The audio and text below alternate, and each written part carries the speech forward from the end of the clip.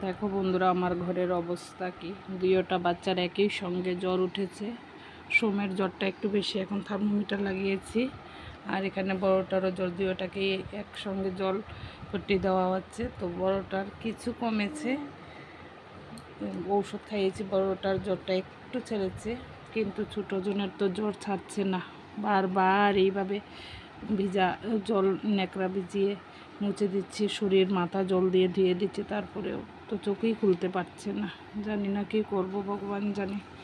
ওষুধ তো খাওয়ানো হচ্ছে, থার্মোমিটারও লাগানো হচ্ছে। এখন কি আবার কি ওষুধের নাম বলেছে, তো ওর বাবা যাবে এখন ওষুধ আনতে।